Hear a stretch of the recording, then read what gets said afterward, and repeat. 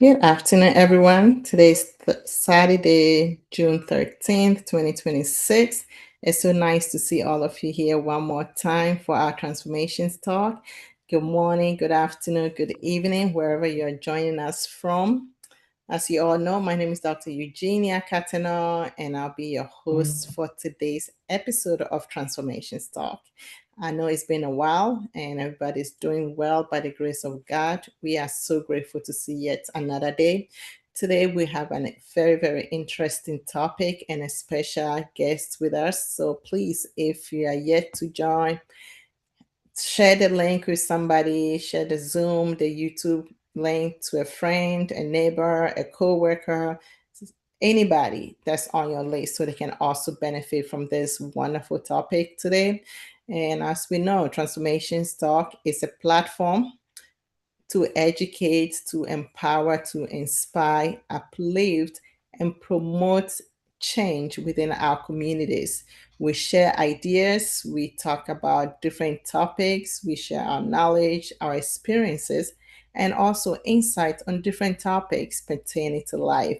We take topics from our guests, we take topics from anybody who have something interesting that they want to learn about or they want to talk about. So if you have any topic that is dear to your heart, please share with us and we will make sure that we find someone who is competent to talk to us about that topic. Okay. You can always get involved by reaching out to us directly through our website, www.dreugeniacadena.net. Please join our email list on the website. You can subscribe to our YouTube channels, our Facebook, so you can keep up with everything that we're doing. And also, if you need to reach us by phone, 443 623 6080. You can send a text message on a regular text on WhatsApp. You can give us a call and we'll be more than happy to talk to you. Summer is here. It's really hot outside in the US. In the East Coast, it's hot, but I know wherever you are enjoying the weather because God gave it to us. So today we do have a special guest speaker with us. Her name is Miss Camelia Whitehead. She's a licensed social worker. She is an adoption competent therapist. She's a consultant. She's a trainer and she's a speaker with more than 20 years of experience supporting children, families, and professionals. She is very, very knowledgeable about different things concerning trauma, adoption, foster care, behavior health challenges. And today we are so blessed to have her with us. She's also a founder of Wise Care Consulting LLC, and this is an adoption and trauma informed parenting support organization. And she dedicated this thing to serving adoptive, foster, and kinship care. And I mean, she's done a lot of other things around children, youth, and even adults. So sometimes we all need the services, we all need help. So don't feel like it's only for a certain group of people. Whatever you take out of here today, you never know. It may be helpful to you. It may be helpful to somebody that you know, your nephew, your niece, your cousins, anybody. So share the information with other people so they can also benefit from it. So our topic today is different from what we usually listen to about health, about money. Today we're talking totally different topic, and mainly is because, we know our children are out of school. When children are out of school, less supervision because parents have to work. And, you got to do what you got to do. If you have to go to work, you have to go to work. But what are the children doing at home? Where do they find themselves? Online, on the phone, on the computer. I mean, they are inquisitive. They want to see what is out there, especially if mom or dad is not home to tell them, hey, you cannot go on this website. Sometimes we think we know, but we don't know. Because I remember when my kids were little, they know mommy checks their phones every now and then. But one thing I found out is there's a way to erase the history. So you can't even tell where the kids went to. they are learning so much online. Even 5-year-olds have phones. You know, I have a nephew who knows how to operate the phone and get online better than I do. So things have changed. But the only thing I can say is lack of knowledge, my people perish. If you don't know, you don't know. These kids may be getting themselves in big trouble because even Yeah. adults, we're having problems with, I mean, I just received some tests the other day. Congratulations with the payment for a gun. Mhm. They said Mhm. 44.99 PayPal. I said, I don't even have a PayPal, so I didn't pay for this gun. You know, so I was sharing with my kid, and I just, Mommy, this is expiring. Yeah. Don't fall for it. Don't fall for it. If it was a 10-year-old, a 12-year-old with their phone, they wouldn't know what that means. What would they do? There's a number at the bottom. They can call that number and they can talk to a real person, and then the Mhm. rest become history. Okay, so let's not be victim of what is going on out there. And this topic is not just for one or two people, it's for everybody. So if you know people that need to join that are not here, people that have children, make sure you share it with them so they can also listen. And the topic today is understanding how online exploitation really happens. Because it always starts from somewhere and we only hear the outcome of it. Somebody got kidnapped, somebody got killed, somebody just got missing. At that point, it's already too late. So how can we protect ourselves, protect our children from the evil things that are happening out there? So with not much ado, I will invite Miss Camelia to join me so we can talk about this interesting topic. We may have a part two. Save all your questions to the end and ask all your questions. Don't be shy. Listen, we are all learning here. So welcome, Miss Camelia. I'm so grateful to Thank have you. you. I'm grateful to be back again. It's been a while. A while. It's been a while, and I know we've been talking about making time so you can share some of the Yeah, knowledge you have with us. So I'm grateful that today is the day. I know we've been trying to do this for a minute. For years, for years. So today is the day, and I really appreciate what you do in the community because we need Thank more you. qualified, social workers, therapists, and we can thank you enough. So, well, I'm gonna start by having you tell us a little bit about yourself, how you even got into social work. I know my daughter want to be a social worker so she can go out Oh, and does she? help people. Nice. So, maybe you sharing this will give some of us more ideas why social work is not really a bad field to go into. Yeah, I know. Social work gets such a bad rap, I think, because anytime you hear something on the news, especially if it's involving a child or something regarding child welfare, and there's been some negligence, that becomes the image of social workers. And, it just causes people to think the industry is just loaded with people who are just unprofessional and, are allowing things to happen. But behind the scenes, there's a lot of social workers who are really overwhelmed, who are really, trying their best to service the kids that they're working with, but caseloads are high, all kinds of stuff is going on in agencies. But yes, so I am a licensed social worker by training and profession. And I've been doing this work for many years, over 20 years. I've done therapy. I'm a trained adoption therapist, and I've worked with children and teens in residential treatment.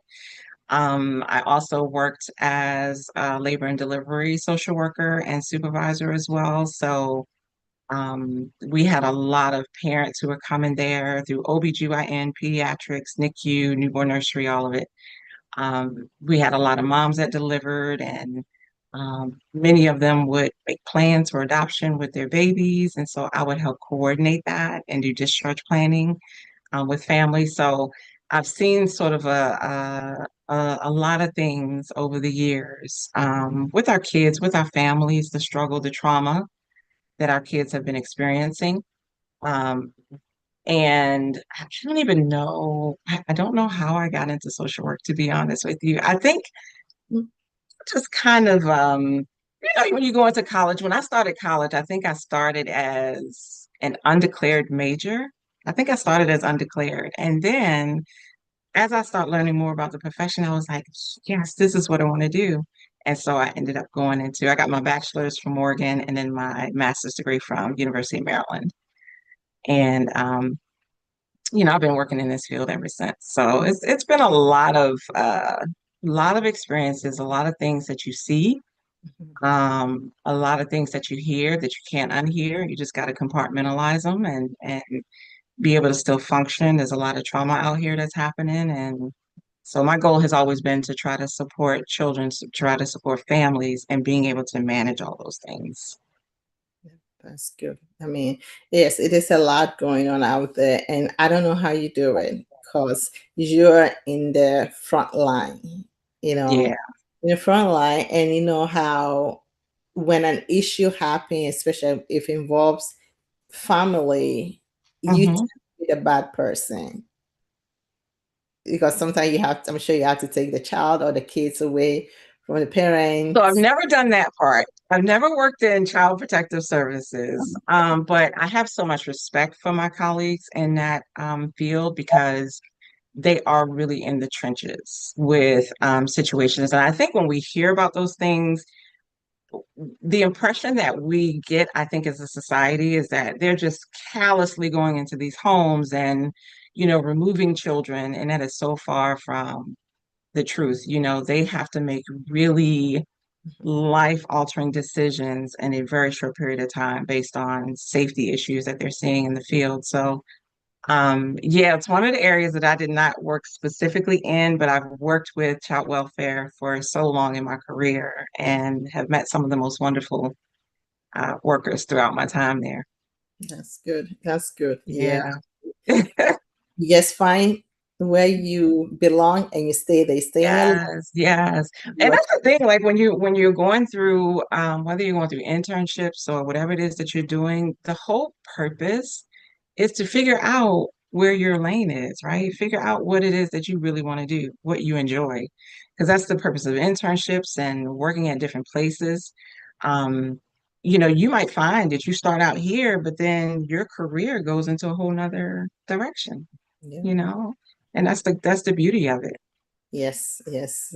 That's true. I mean, so how did I get here? I don't even know. But Yeah, yeah, yes. I did not start out when I started out, I did not think that I was going to be doing this. Like my the business that I have is doing consulting and coaching for adoptive foster kinship families. So I did not start out thinking that this is where I was going to be, but this is where I ended up. It's a passion for me. So I that's, really enjoy it. that's good. That's good. And I know Yeah. working with children, it can be very, very difficult. And this whole online stuff that's going on, I'm sure you've seen some of the end result or some of the issues that have come up, and I can just see the faces of some of these parents that like, okay, how did I get here, when did this happen, and Mm-hmm. so I Hmm. think this topic is really dear to my heart, even though two of my children are older. I mean, Yeah, it can happen to anybody, it can happen to anybody. So absolutely. yeah, yeah. So I mean, I'm just gonna let you take over and just let Okay. me know or if you need anything, but we're here to listen so you can just pour into us. Awesome. Thank you. Okay, so I'm going to share my screen. Hold on 1 second. I think I need to share, and then I'm going to do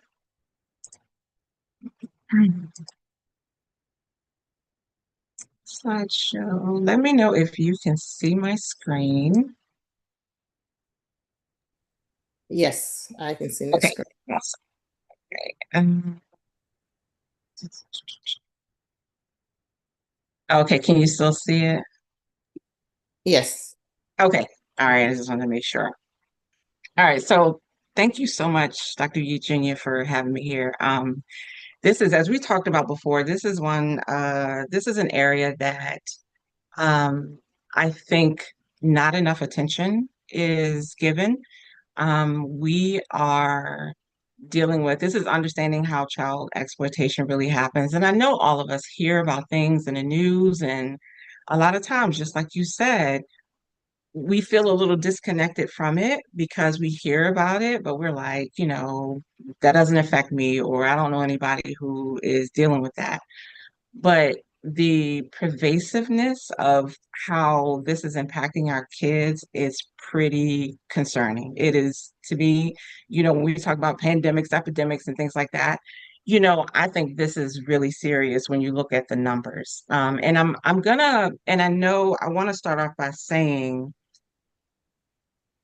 this topic can be a sensitive topic. So if anybody has ever experienced anything or been victimized in this way, protect your peace. If this is something that you feel like you really can't stomach right now, I understand that. I will not be going into the weeds of a lot of the exploitation that happens. I really want to focus on how to support your kids, what these kids are experiencing, why this is happening, as opposed to the nuts and bolts of what's actually happening with exploitation. 'Cause that's for a whole nother, Dr. Eugene and I were talking about that's for a whole nother type of presentation.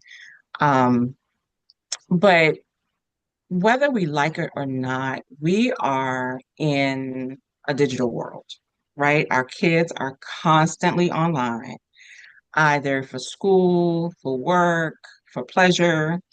Um, School is almost done. I don't know if your kids are still, you may have kids that are still in school, but I think where I am, I think we have maybe another week or so, given all the snow days and all. But summer is here. Kids are almost out of school. Many families are trying to figure out, like, what are they going to do with their kids during the summer? Um, a lot of families don't have the means to really get their kids into structured, camps or activities. And so their kids are either home or on their phones, on laptops, or they're in the neighborhood with the other kids, and everybody's still on their phones, right? Um, our kids are in a selfie generation. Every time you turn around, they're doing selfies and they're posting. Um, and this is not just randomly, like they're posting every day, they're posting multiple times a day. They are living online and they're TikToking and Snapchatting and tweeting and all of the things, right? So wherever our children are, please know that this is where predators are, right? And so when we think about what's happening now, back in the day, um, our kids were outside riding bikes, playing in the neighborhood, all of those things. And that's where you saw most of the things that were happening, right? People who were doing predatory stuff, they knew where to find these kids. And so they were out in the neighborhoods too. But this is a different time now. This is bigger than just some stranger who's riding in the neighborhood and asking kids to help them find their dog or offering them candy. This is much bigger than that. Um, we're seeing more stories in the news about adults who are in positions of power and oversight who are being arrested and charged with a whole list of child abuse, child exploitation charges. And the important thing for parents to really understand is that these are not one-off situations that are happening online. These are very strategic and coordinated efforts that are in place to be able to entice these kids, right? Um, this is how a lot of the sex trafficking is happening. These predators are befriending our kids online and get them to meet them somewhere. So it's really important that we are paying attention to what's happening. Okay. So some important terms to know. Again, I'm not going to go into the weeds of all of these because things with online predatory stuff is changing. and developing so fast, like I can't even keep up. So but these are some important terms that I want you to know and be able to understand when you hear them, right? So if you hear CSAM, which is CSAM, that's child sexual abuse material, and that refers to any visual content, whether it's photos, videos, live streams, or AI generated images that shows a child being sexually abused or exploited, and that's RAIN's definition. And then there's SGCSAM, right? And that's self-generated child sexual abuse material. And these are images that children are consensually uploading. So these are not images that are being hacked. These are, I mean, they are hacked. When the kids upload them, you know, predators are hacking those things, but um, your children are uploading these things on their own, right? And then there's generative artificial intelligence. And I'm sorry, I didn't finish my little statement there. And this is artificial intelligence that can easily and very quickly develop images and videos and all kinds of media content. Okay. Um, these terms may not necessarily mean anything to you. And if they don't at this moment, if your child has never experienced anything, if you don't have friends or family that have experienced anything, that's great. But if you are exposed to any of this stuff is going to become familiar to you really quickly. And then there's nudify or deep fake. If you hear those terms, that just means using online images based on photos uploaded. That what they're doing is they're removing the clothing and they are making sexual images or videos based on your face, right? So it's important to understand what these terms mean so that you have a better understanding of what this actually looks like. And Dr. Eugenia, if there are any questions as we go along, let me know. All I see is my PowerPoint, so you'll let me know if there's a something that needs to be answered. So let's get into it. So my child would never, right? That is the most dangerous assumption that parents make because many parents believe that exploitation happens to other people's kids.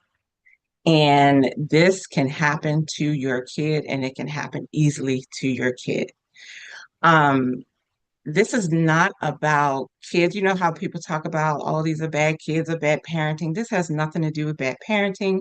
This has nothing to do with your kid not being, you know, a stellar kid behaviorally. It has nothing to do with that, right? This is about normal children who are navigating situations that they are not developmentally prepared to manage alone. Okay. And it's really important that we move away from this because when we say my child would never, you automatically have now put your child in a category where there may be some limits that need to be put on them that you're not recognizing, that you don't see, right? And we all like to think that our kids are not going to do certain things, but it's just not.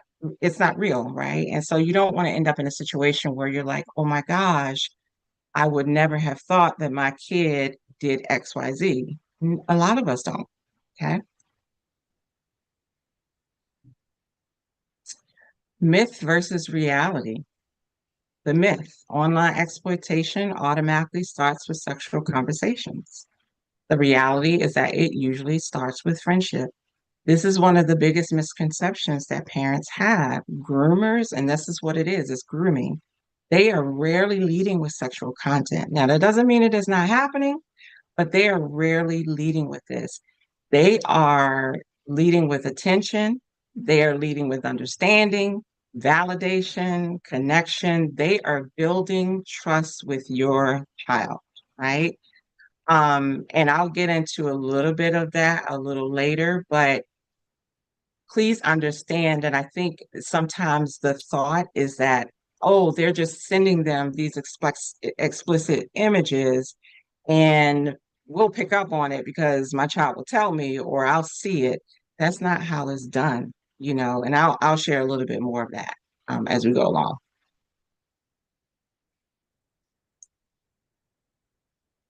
Why children say yes. They aren't looking for danger. They're looking for friendship, acceptance, validation, attention, and connection. Every one of these things right here is normal. It is a normal need that we all have. And people who are exploiters, they understand these needs, right? They take the time and they recognize this is what's happening online. These kids are wanting something, they're dealing with something, and they are in it for the long haul, right? They are doing their research, they're doing their homework and figuring out what these kids needs. Um, Whenever you think about your child engaging in this, and this is really important too from an aspect of um from an aspect of maybe you are a faith-based family, right? Or these are things that you just didn't grow up with and you've taught your kids these things. This is not about them going against their faith. This is not about them trying to shame you. These are just things that kids are trying to look for whatever reason, right? They don't have, they're feeling a little sad or they're feeling depressed. They're going through some stuff. They're looking for this need to be met in some kind of way. And so they go online to do it. Grooming is a process, it does not happen overnight. They are looking for connection. They are building that connection with kids. They're building the trust. Your kids are, engaging in a little bit more secrecy. They're becoming dependent. Um, they are causing a lot of these kids to really withdraw from family, right? It's control as well. They're liking their posts. They're sending them DMs, which are their private messages. They are sending them things or posting things that mimic what these kids are interested in so that they can show these kids that, hey, we're cool, right? I'm cool with you. Um, and this process doesn't happen automatically. This happens over weeks, over months, right? Children often don't even recognize that this is happening. They get online, they post things. Maybe they're posting about being bored or they're seeing if anybody is up and online. And what I can guarantee you is that these predators are online, they're up and they're going to get in those DMs, they're going to respond to those messages when kids are online, especially at night because nighttime is when a lot of stuff is happening with your kids. So I don't know as a family, I don't know if you have things in place that you feel like you don't allow your kids to have electronic items at night. That's a good that's a good way to start. I know some of you are probably have kids that are already on their or may have older teens and they're using their devices and they're up at night, but just be mindful that this is how it happens. It's not this big bad wolf that everybody looks at and says, oh my God, you're the bad guy. It is happening under the radar. The question that every parent should ask, who has access to my child? Not what app that they're using, because the apps are always going to change, right? There's not one particular app. There's so many apps out here. There's Discord, there's Facebook, Instagram, Snapchat, TikTok, YouTube, Roblox. Roblox is a gaming app, but all of these apps are here. There are always going to be more apps. So the app doesn't matter. Each one is going to have its different um, ways of being that kids can use them and how they're being abused. What you need to focus on is who has access to your child, right? Any platform that allows messaging can create risk, regardless of what it is. The concern is the communication with people whose identities cannot be verified. And I guarantee you, if you asked your kids, do they know who these people are? They're going to say, oh, yeah, that's my friend. And that's the other thing. Friendships now are developing very differently. We used to develop friends in high school, in the neighborhood, and the schools that we're in. But these kids are developing friendships online with people that they have no idea who they are, right? And I'm not saying that in isolation is a bad thing because people you meet people all the time. But when you have kids who really don't understand what they're doing and they don't really have the functioning to be able to think past some of this stuff and know what the concerns are, it's a big red flag, right? So if your kid is telling you they've got all these friends and none of them you've ever seen or they can't come to the house, that is a big red flag. You need to pay attention to what's happening with your kid and who these people are. All right. So what makes children vulnerable online? Many things, but I'm just going to focus on these. It's loneliness, it's anxiety, low self-esteem, curiosity, conflict at home, desire to fit in. This is not about blaming children. It's about understanding the risk factors that are involved, right? Every child goes through different seasons and goes through difficult seasons, right? And they may be more vulnerable to manipulation depending on where they are. So, especially one of the places uh, that I really my heart really goes out to are children in foster care. These are kids who I feel are some of the most at risk and vulnerable populations, right? And they don't have a lot of oversight. They don't have typical family situations where they have people who are monitoring. Now, there are many families who do, but a lot of these kids are in foster home after foster home, group home, they're all over the place, right? So their oversight is very limited. And they are really at high risk for a lot of the exploitation that happens because they are absolutely covered in all of these vulnerabilities right here. Okay. So just something to keep track of. All right. The red flags that parents often miss. When something feels different. You know, we all have that feeling in our gut when our kids are up to something. It's almost like, you when your kid is quiet, you know something is happening, right? Because normally your kid is making a whole bunch of noise or something's going on, but now you haven't seen or heard them for a while, which is really not usual. And so you go to check on them and you find out that they done got into the box of flour and you got flour all over your floor. So really focus on like, don't ignore your sense, don't ignore your gut. If your child is dealing with increased secrecy. Now, here's the thing. When you're dealing with teenagers, this a lot of this is typical for teenagers. So I don't want you to think that just because your teen is going through these things that they must be getting into inappropriate online conversations with people. That's not the case, right? But these are things to pay attention to, right? So increased secrecy, right? When do you see your kids? What are they doing? Right? My kids are 19 and I know I get on their nerves, but knocking on that door every chance I get, hey, what you up to? What you doing? Just to find out, just to say, hey, I'm here. And it's also a way of just like keeping track of who you talking to. You doing? Don't forget that I'm watching still. You might be 19, but still paying attention.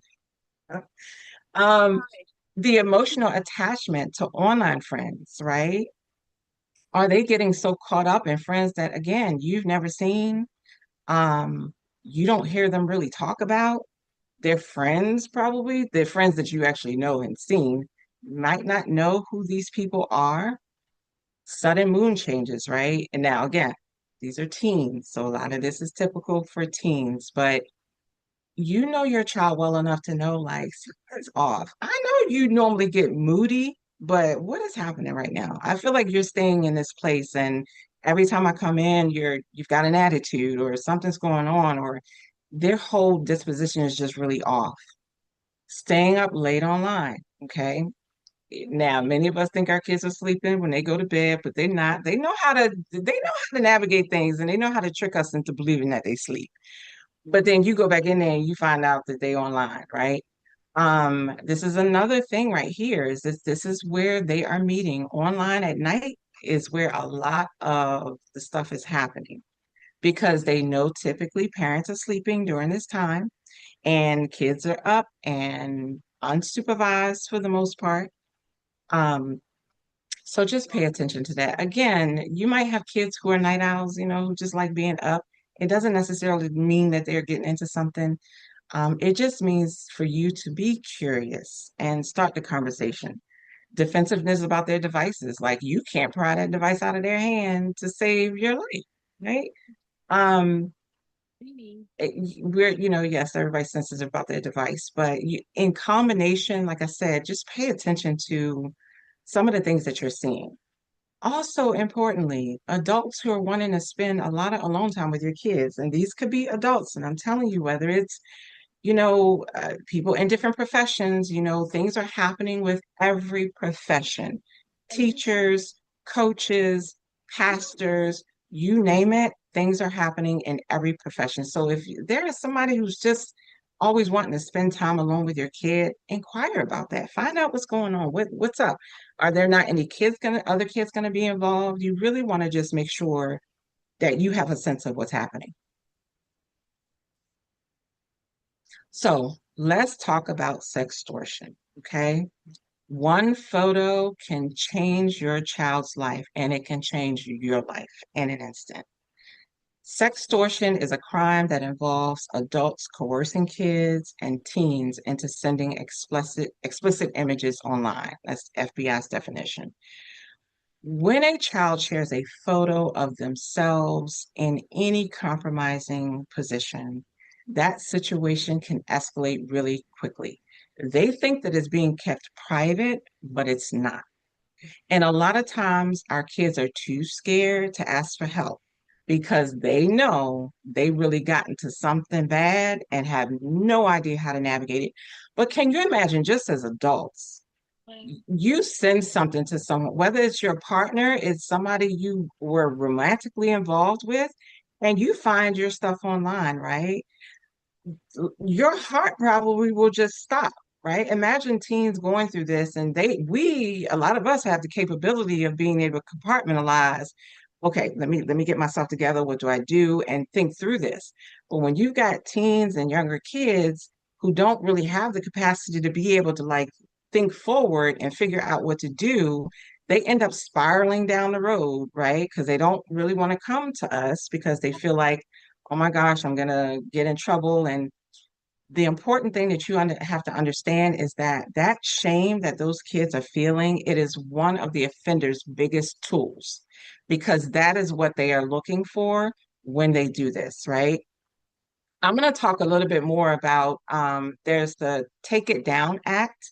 I don't know if you all have heard about that or not, but it's a federal law that was signed in May of 2025 that makes publishing nude or offensive images, whether they are real or fake, they make it a punishable offense. So I'm going to say this also, if your child, or maybe your child has friends, and they are the ones who are taking people's images and publishing them, please understand that they can get into a lot of trouble doing this. So it's not just for kids who are experiencing this themselves, but it's also for some of those teens and kids who are taking someone else's images and putting them online. Okay.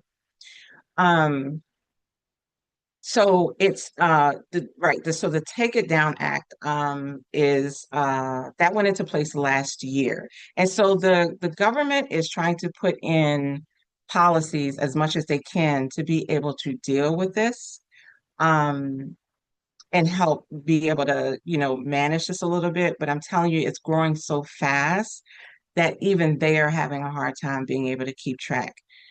Please understand, I know we talk about sextortion and child exploitation.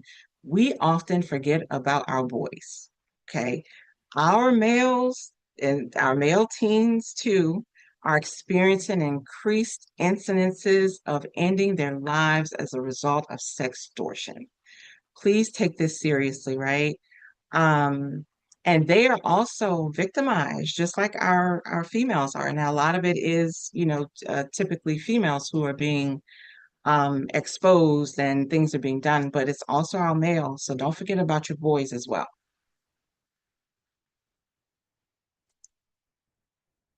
Why kids don't tell what they're afraid of, getting in trouble, losing their phone, disappointing their parents, being judged, feeling embarrassed.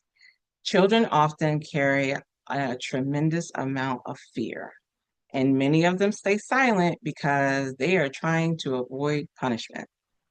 They end up talking to their friends about what to do, and they are just as clueless about what to do and can make a situation even worse. So, this is really about having conversations with your kids about what they're doing, how they're feeling about certain things, and knowing that there's a safe person that they can talk to.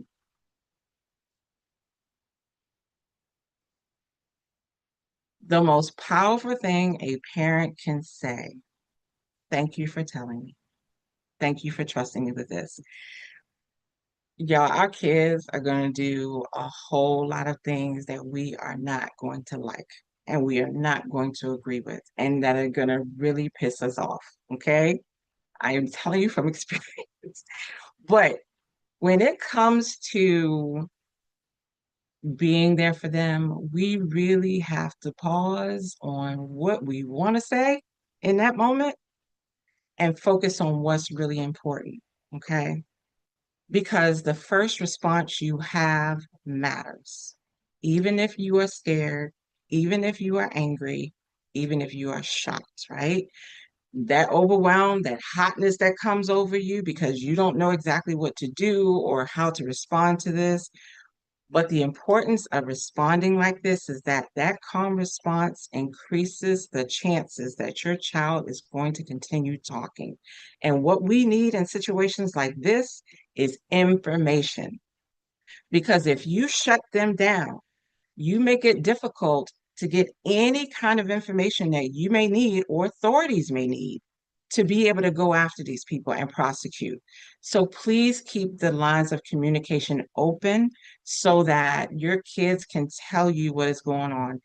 I have done this. My kids have not been exposed, but um, there are things that have happened even in, with my own children. And I'm thankful because the way that I started responding to something, I took a minute and I said, nope, nope, nope, Camelia, don't do it. Just ask questions. Just listen. And it made a world of difference in how that interaction went and how it got resolved. So it's really important. I'm not telling you anything that I haven't done myself. All right. Conversations that every family should have. Ask your kids, like, what would you do if somebody asked for a picture, right? What would you do if someone asked you to keep a secret? Encourage your kids to have conversations before the problems arise. What would you do if you made a mistake online, right? For a lot of us, if we did something and sent something and then something got out there, what do we do? They need to know that they have a safe space to come. Who could they call if they're scared, right? Here's the thing too. Some of these kids are having interactions with these predators. They don't know what to do with it. They don't know how to respond. They don't know what to do. They're really scared. And a lot of kids really want to come to their parents and say, I'm in something that I can't get out of. I don't know what to do. But they're more fearful of the parents' response. And so they continue down this rabbit hole, right? Until they get into a situation where it's so far gone that it's really difficult to be able to get them out of. And then how would you know if someone wasn't who they claim to be, right? Just have some open conversations with your kids about this. You want to steer away from, at least in my opinion, um, you can ask them directly, hey, is somebody sending you pictures? Hey, is somebody, forcing you to keep secrets? But depending on how that conversation goes, it can make your child feel like, yeah, I don't know, because you kind of coming at me a certain way. I don't want to tell you this because then it's going to blow up, right? So just have an open conversation about what's happening. The goal is not fear. The goal is preparedness, it's awareness, it's communication, it's confidence, it's safety. The whole purpose is here's the thing, we are not going to be able to eliminate every risk that's happening with our children online. We're just not.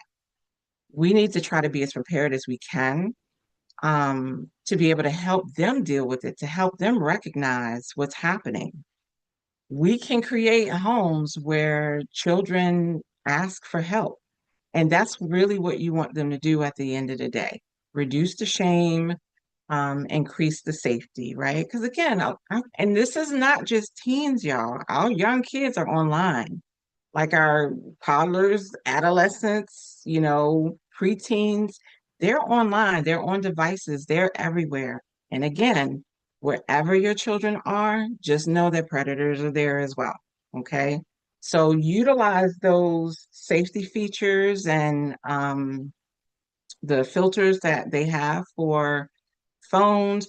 I heard about the Bark phone. I don't know if anybody has one of those, but look into the Bark phone if your children do not have phones and you're interested in getting them a phone. My understanding is that that is a very it's a safe phone for your kids because it's built for that purpose. I don't know the nuances of the Bark phone because I've never actually used one, but I hear it's really good. And then what do you do if your child's image is online? So let's say your kid comes to you and they're like, Mom, Dad, Grandma, Auntie, I got to tell you something. I posted something and there's some stuff going on and I don't know what to do, right? Um, you can do a couple of things. You can contact NEMAC, which is the National Center for Missing and Exploited Children. They have a cyber tip line that you can contact, and then they will help you figure out what to do.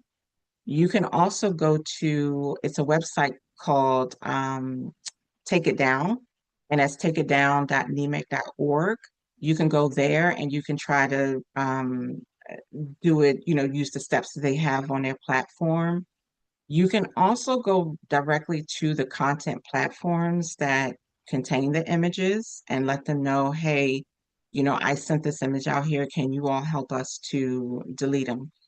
The other thing too, if there's really a concern about other kids like sharing photos and stuff of your kids or videos of your kids, get your schools involved as well. They can get in touch with the other parents so that you all can figure out how to handle this. I know it's embarrassing. Your kid probably is not going to want you going to the principal or the vice principal because, of the nature of it, and they're already embarrassed and things have already happened.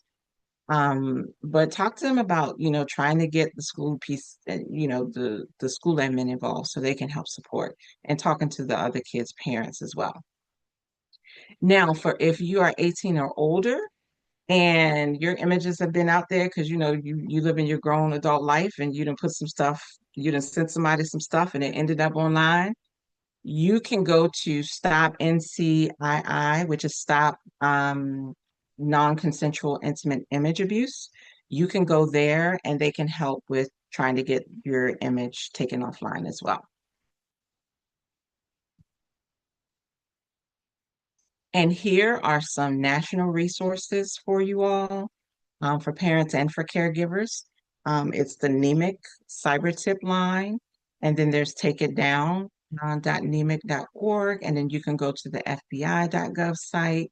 There's also NetSmart's parent resources. I think NetSmart's is a part of, I forgot, they might be a part of NEMIC. I can't remember though. I have to go there and check. That was double check. Common Sense Media is also a good resource. 988 Suicide and Crisis Lifeline. Y'all, our kids are going through it, and when they are exposed to the predatory actions that are happening online, they don't know how to deal with this. They don't know how to handle it, and they really need a lot of support. You can contact the crisis text line, and then Thorn Resources, thorn.org. They have a lot of resources too. There's a gentleman, oh my gosh, he's an IT guy. I would highly encourage, I'm going to look him up. I forgot to add this to it. Um, I would highly encourage you to go and follow his material. He does a lot of great videos on internet safety. Um, I'm going to find that, and Dr. Eugenia, I'm going to send that to you if you want to give to your audience. Um, I cannot remember his name offhand, but I'm going to look him up. I'll probably figure him out. Um, the Family IT Guy. That's who it is. The Family IT Guy. I think he's on Instagram. He might be on other platforms. And I forgot his name now. I don't know his name, but he offers a plethora of really good videos, informational videos about what to do and how to protect your kids online. Okay. And that's it for me. Thank you. If you guys have any questions, let me know. Wow, Miss Camelia, this is awesome. A lot of And I information. can send you that slide, Dr. Eugenia, too, so you can, yeah. Please do send the videos to all people, but this is a lot of information. And as you said, anybody can be a victim. Mhm. Anybody can be a victim. And I'm sure it may have happened to anyone before, somebody's child, neighbor, co-worker may have been a victim of this. And we always hear it and be, oh no, it's not gonna be my child. Yes. Don't assume that it is not going to happen to your child. Yeah. But the other thing too, it could be our child, but they're not telling us. I mean, Exactly. so And especially if when you think about now, I forgot to mention the LGBTQ plus community when I was talking about the vulnerabilities, but they are also really at high risk as well. But you know, these kids are experiencing things and they know us. If they come to us with small things and we blow up, they're not gonna come to us with big things. They are likely gonna keep that to themselves because they don't want to get in trouble, right? They don't want to see you, losing it. So they are, but they're in very dangerous situations that they really need some help with. One added thing, Dr. Eugenia, I wanted to put, and I didn't put in the slide because again, but for families, if you are interested in knowing more, because there's a new group that is rising that the FBI is putting out some notices about, and it's called 764. That is what the FBI calls like this nihilistic violent hate group that's really targeting children online, targeting them to harm themselves, harm animals, harm siblings, younger children, you name it. They are also being victimized by this group. So the FBI is really monitoring them as well. So you can look that up too and see, um, you know, yeah. yeah, And yeah, even children in the special needs community, right? Those are kids who are also at very, very high risk of being victimized because, again, they don't understand how to navigate these systems. They're involved, and people are preying on their vulnerabilities. Any vulnerable child or adult can be victimized, but absolutely, they're extremely vulnerable and it's dangerous for them. hmm, yes, I can imagine. Well, thank you so much for all the information that you've given us. Anybody have any question, any contribution, any comments, anything they want more clarification on? This is a good time. You can unmute yourself and share or say something.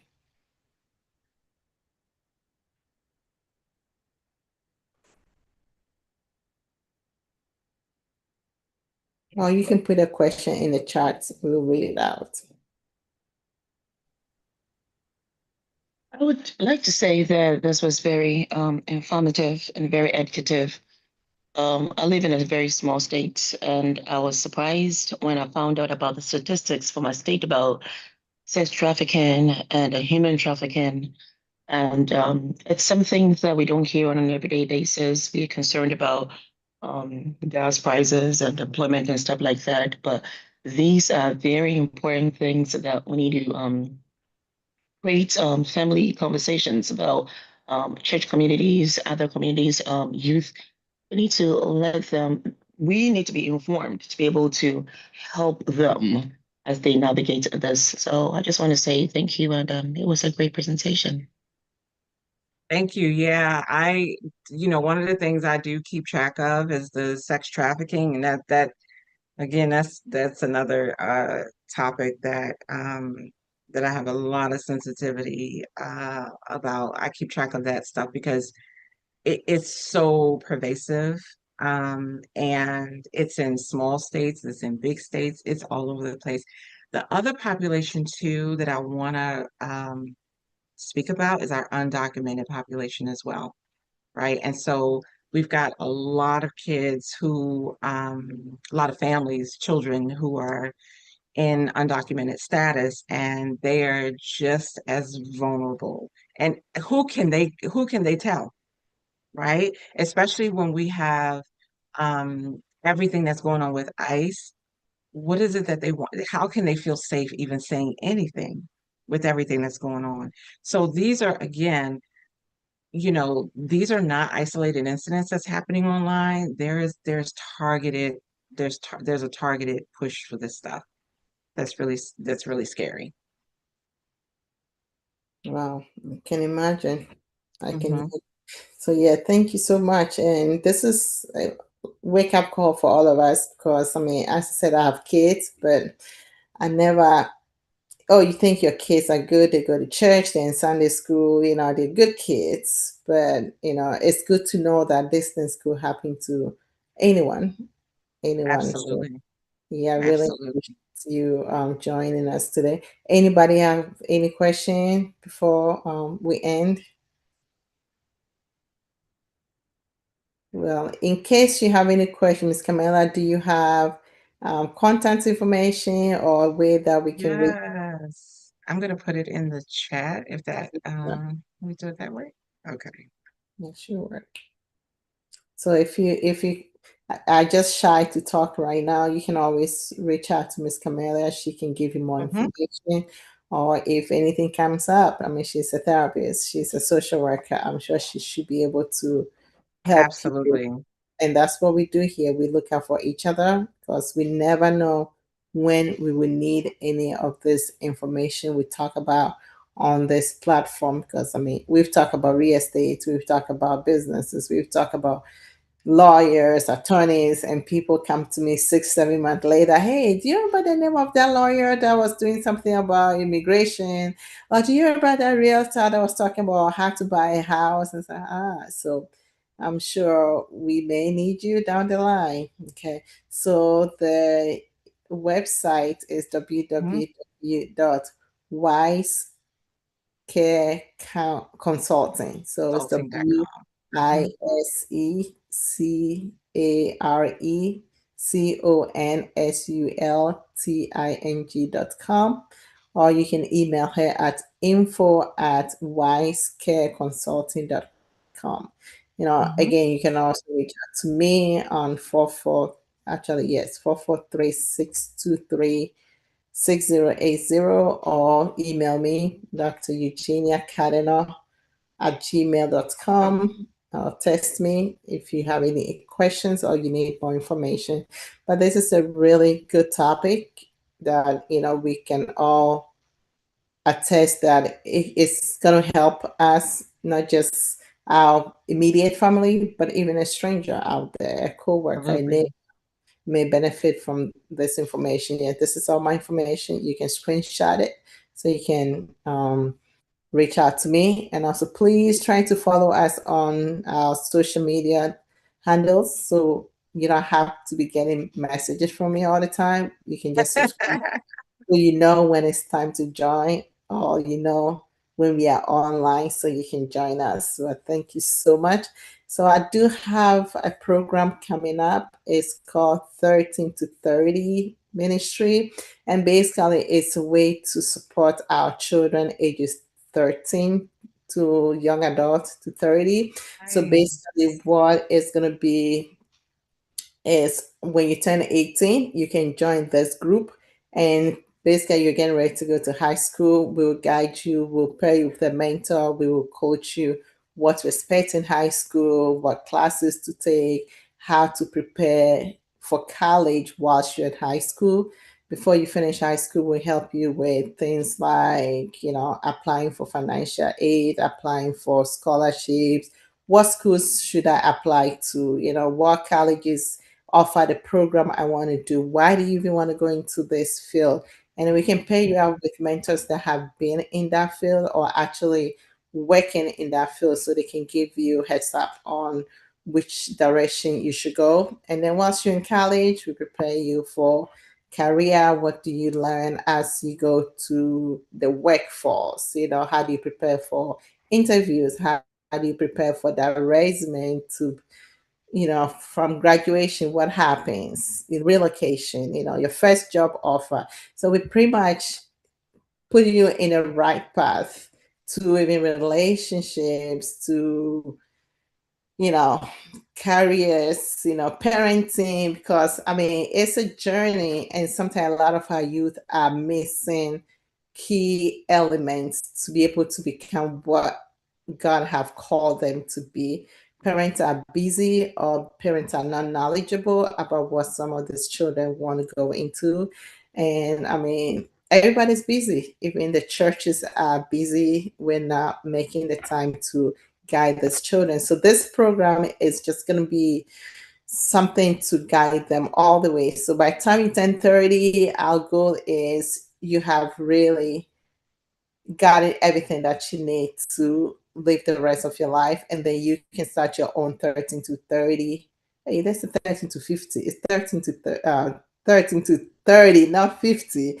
You know, so when you turn 30, you start your own 13 to 30 group, and then you start mentoring young girls and boys all the way to they become 30. And then we do a lot of screening, background checks on who your mentor is going to be. And it's for everyone. It doesn't matter your race, your religion, your background, everybody. So if you have children, in the middle school, high school, college, they can all be part of this program. There is a QR code if you want to scan to register. Basically, it's just your name, their date of birth, their email, and also we'll be meeting online, probably starting in July, but we'll send out more information. So please share the information with other people, because you never know who may need it, who may need the services or this help that our children are lacking. So that's all we have for today. Thank you so much for joining. Thank you so much, Miss Camelia, for being Thank here with us. you, Dr. Eugenia. Love you, and we hope you can come back Love and you give us too. more, give us more information. Yes, uh, anytime. all these things that are going on around us, because it's very scary. Yes, it It's, is. It is very scary. yes, Yeah. you Just know, be informed. Don't be scared. Don't panic. Be informed and just talk with your kids. Yeah. yes. Talk to your kids. Talk Talk to to your your kids. kids. That's very key. Helping our kids, and in a nice way, because I'm from Ghana, and sometimes some of our parents don't know how to talk to our kids.